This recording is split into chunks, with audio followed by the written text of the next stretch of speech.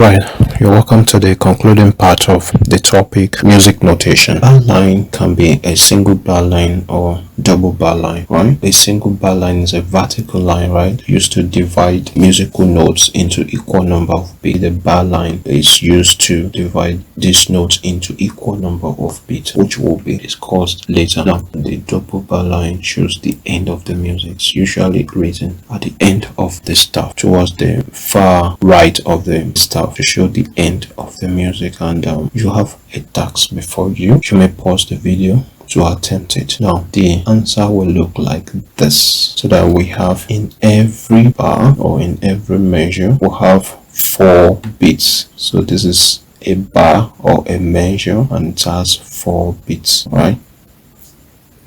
And the second bar we also have 4 beats. That's a minim plus a minim. Remember, a minim has 2 beats in it, right? So 2 plus 2 we give 4, right? 4. Just like we have 1 in 4 places here, that is another 4. So it is 4, and also you see this happening here again, so we have 4 beats here also, and we have this happening here again, so we also have 4 beats there, right? Okay, now let's go to the next one. Now you may pause the video and attempt that to put a suitable bar line to divide the music and to end the music. Again, it will look like this. We also have 4 beats, right? 4 beats to these 2 beats, and this is another 2 beats, right? That's horrible. And we have 1 plus 1 plus 2, and we have 2 plus 2 given 4. So and this is 4 and this is 4. So we have every bar is balanced, right, with 4 beats. And of course this is a semi-brief note, and semi-brief has the single note with 4 beats, right? In this third exercise we have varied notes here. We have the crochet and consecutive quavers. Now it is a usual practice in music, if 2 quavers or any notes with flag follow each other, the flags is usually replaced by beam depending on the number of flag it has. If it is a quaver, it will have 1 beam, and if it is a semi-quaver, it will have 2 beams, and on like that. Alright, so at every bar or every measure we'll be having 3 beats, right? So this is half, so half plus half, so it means these 2 we give 1 beat, right? And this is another single beat, so if you add everything up it will give 3 beats, right? Now this is half plus half, we give 1 beat. In this bar we also have the minim, and the minim has 2 beats, right? So 1 plus 2 we also give 3, right? Now we have a consecutive quavers in 4 places, so we have 2 beats here, that is half in 4 places, we give 2, right? And we have 1 beat here, so 2 plus 1 we also give 3, right? So here we have this, we have 1 beat, we have another 1 beat here, and we have 2 quavers, which is 1 beat, right? So 1 plus 1 plus 1 we give 3. So the answer will look like that. Now ledger lines are short lines written above or below the staffs to represent higher notes or lower notes that cannot be found on the staffs. You see, they are short lines now written above or below the staff that serve as an extension of the staff. So these are ledger lines, and you can also have ledger lines on the base staff, right? So these are also ledger lines. You have as many as possible depending on the pitch. These are ledger lines above the staffs, right? So ledger lines above the treble staff will look like this. You interpret the ledger line based on the staff to which it is written, right? If this is F, so it means this space will be the next note after F, which is G, right? So if this is G, so it means the first ledger line is A for apple, alpha, A, and the second ledger line will be C, right? So it means this space will be B. So we have A, B, and C. Alright, that is for the ledger line above the treble staff. Now, what of the ledger line above the bass staff? Of course, now remember, good boy deserves Fanta always. So this is A. So if this is A, it means this is B, and the first ledger line above the bass staff is C. And of course, this is E. E for egg, or E for energy. So, and of course, this space we now have the note D, right? We can also have ledger lines below the staves, right? Now, if that happens, then it means this is E. If this is E, this space is D, and this is C. Now, remember, we represent musical notes on lines and spaces. Alright, so that's the reason why we are laying emphasis on all this. So if this is C, it means this is A. Again, this is G, it means this is F. This space will be F, and before F, this is E. The first ledger line below the bass staff is E, and there's a C again. Alright, so where do we have C? We have C at the second ledger line below the bass staff and the first ledger line above the bass staff. Right, now where do we have C here on the treble staff? We have C at the first ledger line below the treble staff and the second ledger line above the treble staff. So it's just like an inversion, right? Kind of inversion there. All right, now you have this task to do, and I want you to pause the video and attempt it. Your response will look like this. Right, now another task, the response will look like this as well. Now, grand staff, both treble staff and bass staff can be used together at the same time. This may happen in choral music where we have different parts like the tenor, soprano, bass, alto parts. Alright, or it can also happen in keyboard music using the treble staff for the right hand or bass staff for the left hand. You use the grands, right? So you have to saturate both staffs simultaneously, just like we have in this picture. So you have the treble staff above and the bass staff below, knowing that bass staff has lower pitches, right?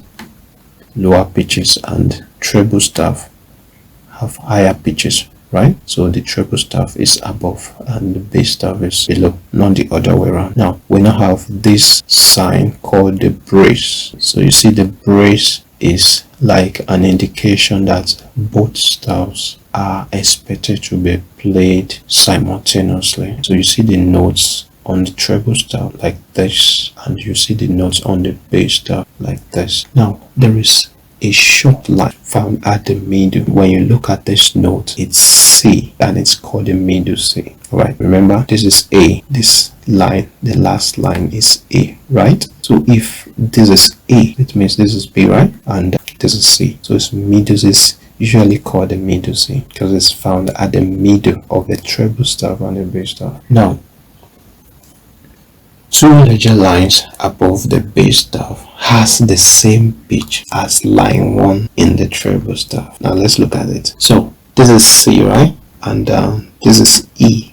So it's like we've started the treble staff from here, from this E, and this E is the same E as the first line as this one. Of course, that's right. Let's talk about the position of middle C on some of the staves. Now on treble staff, the middle C will be found just below the treble staff, right? And on alto staff, it's on the third line, right? Now remember where the two curves fix, that's the middle C. All right, now let's go to tenor staff. So it's on the fourth line. The middle C is on the fourth line. Of course, where the two curves fix on the tenor staff is the middle C. So it's on the fourth line, right? And the bass staff, the middle C is found on the bass staff. So if you want to look at it deeply, you can now see that the pitch goes down this way and to alto staff, and this is even lower, and the bass has the lowest pitch, right, in that order. All right, now let's go to rest. Now in music cannot just occur from the beginning to the end with sound all through. There are some points where you have to like pause briefly. This moment is called rest, where you don't have to play anything, just have to pause briefly. Maybe for other musical instrument to play or for the solo instrument to come in. So this period is called rest, and it's a period of silence or pause. Now we have some signs that depict rest, and you see the sign also contain information on how long the rest is supposed to last. So we have the rest, just like we have musical notes, we have the equivalent rest. Right, pay close attention to a semi-brief rest and minim rest. So they are very similar, but they are not the same. Now, you say that semi-brief actually hang on a line, usually hang on the fourth line, right? While minim rest sits on the third line. Also, we have another version of crochet rest, right? So why these pointed sides of the sign face the right in crochet rest. Now in quiver rest, the pointed part of the sign actually face the left side, right? And also you see that for semi-quiver and demi-semi-quiver, as the case may be. Now another thing to note is that,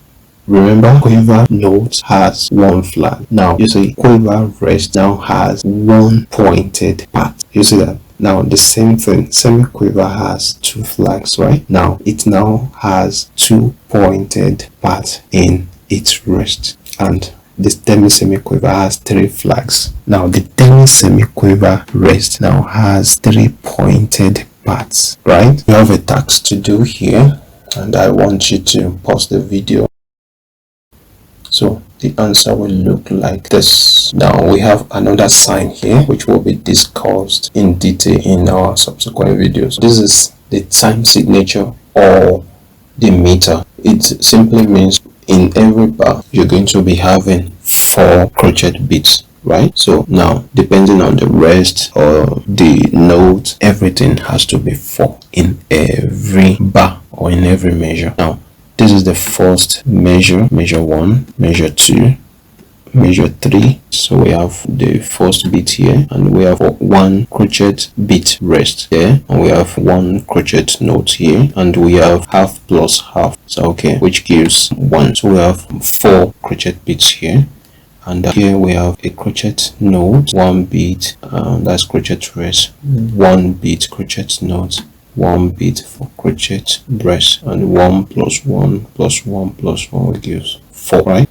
So we have the minim note here which has 2 beats. We have the crochet rest here which has 1 beat, and the crochet note which has 1 beat. So 2 plus 1 gives 3, and 3 plus 1 gives 4, right? Now we have 2 beats here, that's the minim. Now we have the minim rest. Remember, it's sitting on the third line. Don't mix it up. It's sitting on the third line. So that is the minim rest. And it also has 2 beats, right? It lasted for 2 beats. So that's correct. Now the second one will look like this. Of course, we have 2 here plus 1 and plus 1 gives 4, right? We have 2 here, it's 2 beats, right? Plus 1 gives 4. Now we have half here and half here, which gives 1. We have half here, half as quiver note, and a quiver rest will give another 1, right? And we have a minim note which has 2 beats, so that is 1 plus 1,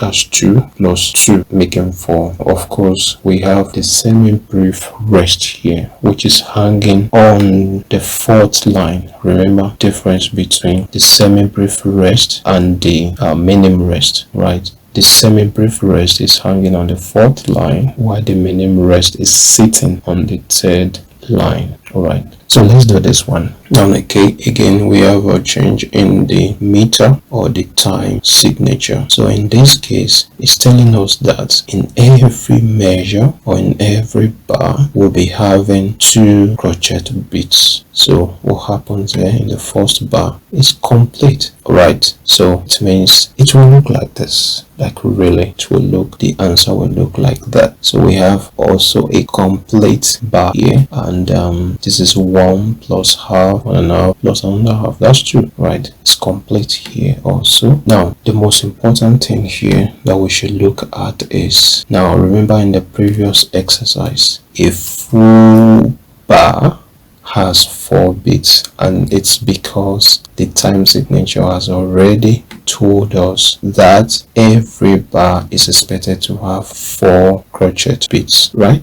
So that's why we're having 4 beats here as the rest. Now in this case, it means a full bar is 2. So we're having 2 beats here because the time signature has already told us, that's been stated earlier, that every bar is expected to have 2 crochets. Alright, and the same thing happens here, right? So we also have 2 bits here. All right, now let's go to the last one. The answer will look like this, and again or similarly we have 3 bits, 3 crochet bits. That's what 3 4 means, 3 crochet bits in a bar. So every bar or every measure you're expected to have 3 bits, and the unit of the bit will be crochets. All right, so 3 crochet bits in every bar. So we have 2 plus 1, we give 3 bits, right? So we have 1 plus another 1 and another 1, so these 2 makes 1 bit, right? So it's also 3, so we have 1 half plus half, right? We give 1 and 1 and 1, right? So making 3 bits, right? Now we have a minim note which is 2 bits, and we have a crochet rest which is 1 bit. So 2 plus 1 will give 3. So that's correct. A dot can be placed after a note to extend the duration of such note. Now we can have a single dot placed after a note, and we can have a double dot placed after a note, but our concern here will be on the single dot, right? So if a single dot is placed after a note, the dot adds extra half the value of such note to it. Now this is what I mean. A semi-brief has 4 bits, right? If a dot is placed after it, it means the dot is half of 4, which is 2, right? So it means a dotted semi-brief will now have 6 bits, right?